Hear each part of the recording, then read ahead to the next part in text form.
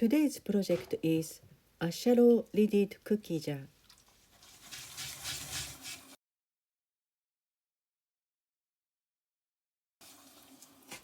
In this video, I'm going to make a shallow cookie jar which can be used on the coffee table. Most households have some sort of cookie jar or biscuit tin in the kitchen.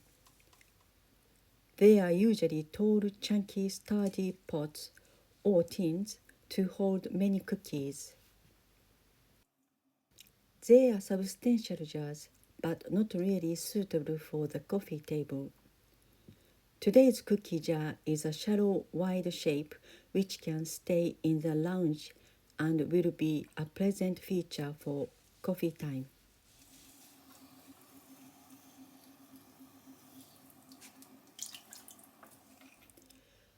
I use 1 kilo buff stoneware clay which contains 10% lava clay. This time I use a full-size throwing bat.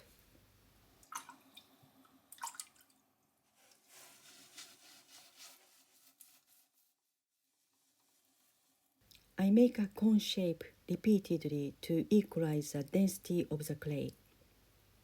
Viewed under a microscope, the particles in the clay will line up in the same direction during this process.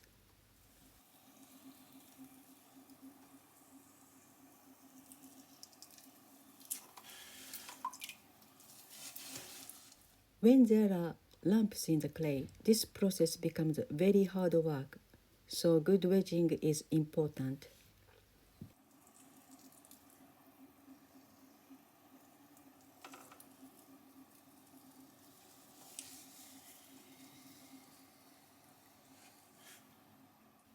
After centering, I start to press the clay down to make a large disc. I use the edge of my palm to press the clay down. My right hand is almost at the same position and just shifting the pressure point from the center to the outside. Then my left hand is keeping the circle edge under control. Now the disc is becoming too large to work just under my palm, so I need to slide my right hand to the outside.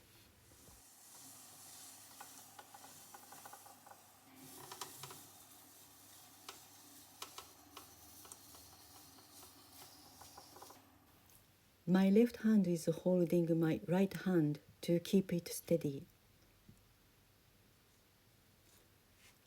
The disc is around 20 centimeters. I clean the surface for the next step.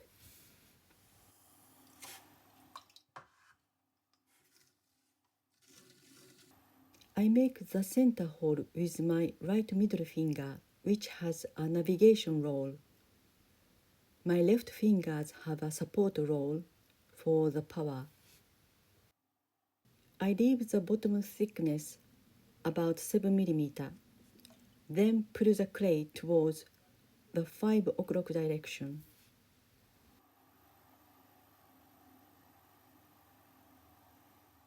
My right ring finger is pressing the climbed up clay down, and the little finger is looking after the corner, so it doesn't trap the air.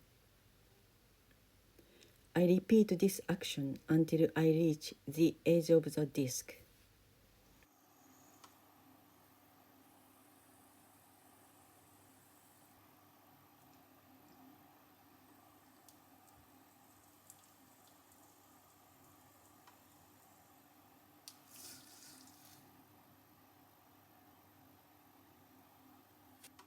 I compress the wide flat bottom to prevent an S-crack.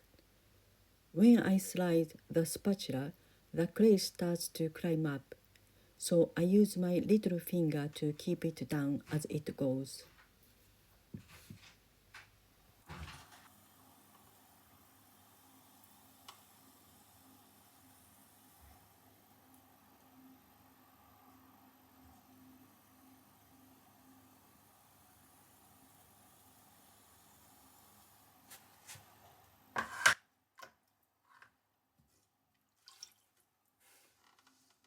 I pull the wall up.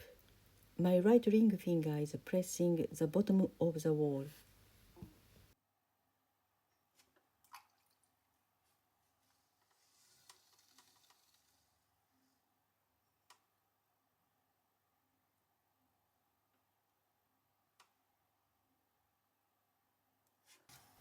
I use a spatula to make a straight, thin wall.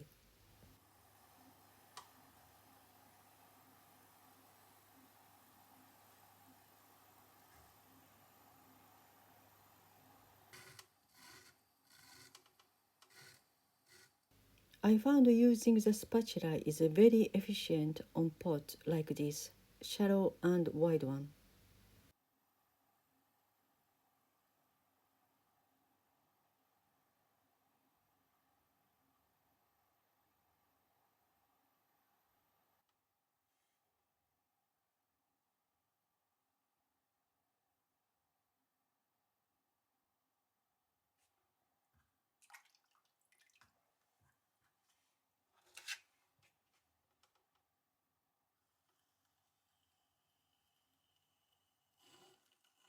I use a plastic card to finalize the shape.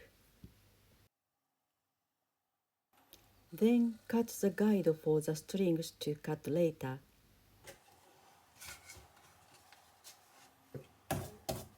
I throw the lid with 600-gram clay. This is a simple large disc shape to match the jar's diameter. The throwing method is exactly the same as the jar.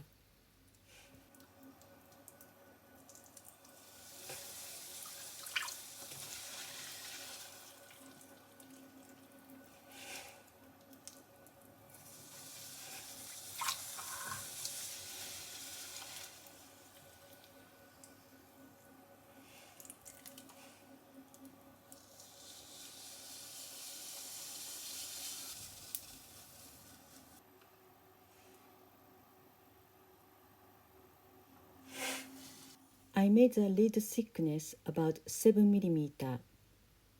Then I can have enough recess at the lid edge.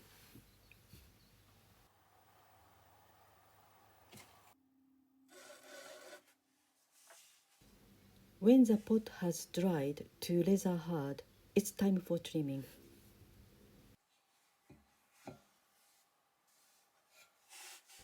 I check the thickness of the pot.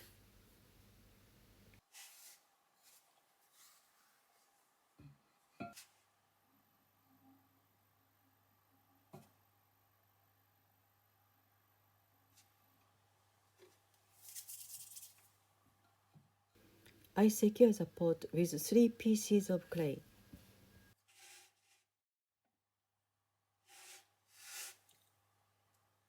Today I'm going to use this trimming tool, a loop tool handmade from umbrella wire. I set the milk carton cap at the center to spread the finger pressure. First of all, I make the chamfered bottom edge. I mark the line for the chamfered edge. There are two purposes for this. One is an aesthetic appearance. The wall line doesn't touch the table. There is a gap between, which gives a light feeling to the jar. Secondly, it is easy to pick it up. As the jar is a top narrow shape with a lid, it is difficult to get a grip if there is no gap between the jar and the table.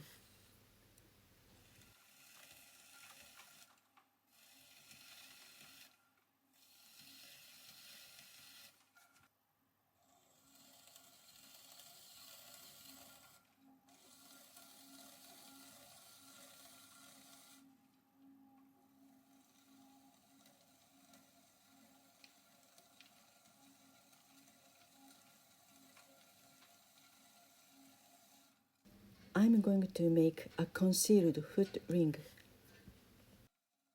I mark the end line first, then make the circles.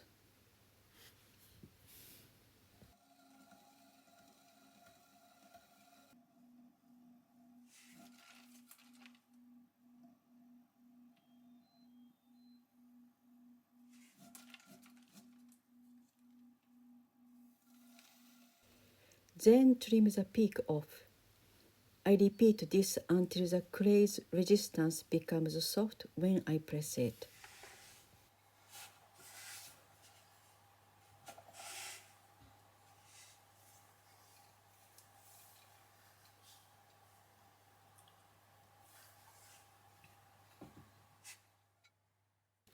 The trimming for the lid.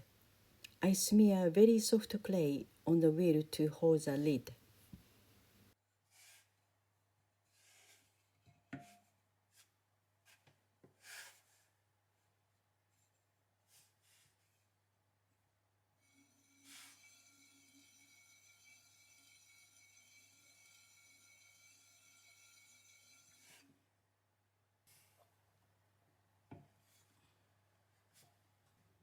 This gauge is useful to measure the exact size.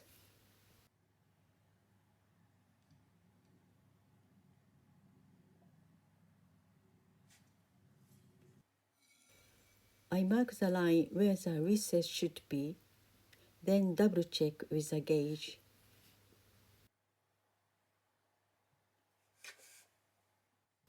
I trim the recess edge straight down.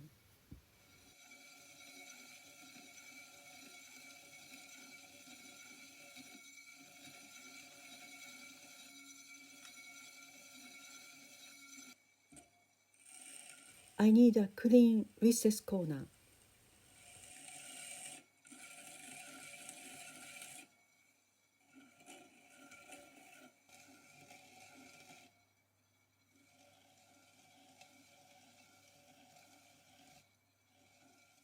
I trim the inside of the recess down to the same level on the outside.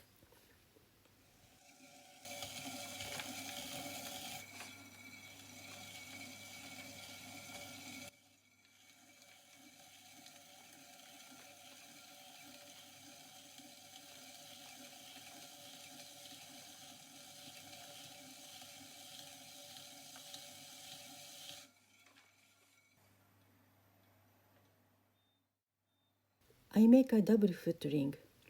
In the firing process, I want to keep the lid on the pot, as in a kiln, the atmosphere is different in different locations. So I want to keep them together if possible.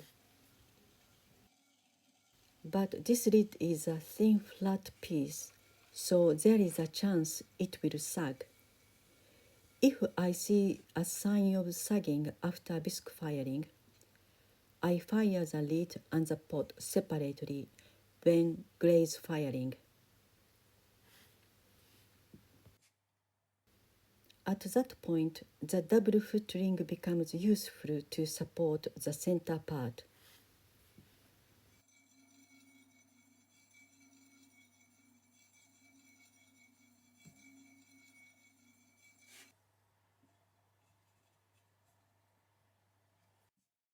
The final adjustment. I clean the edge of the lid to fit the pot.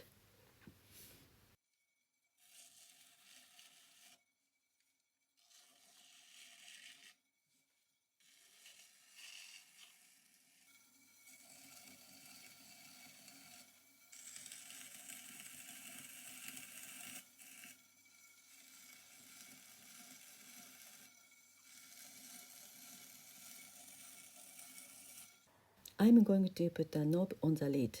I especially like this part.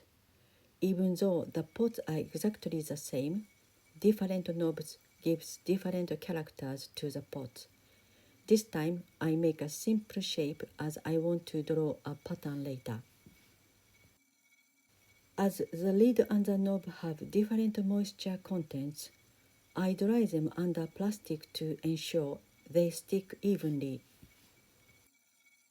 When they dry in a different manner, it causes stress at the joint and creates a crack. It is better to keep them under plastic until the two parts have the same moisture.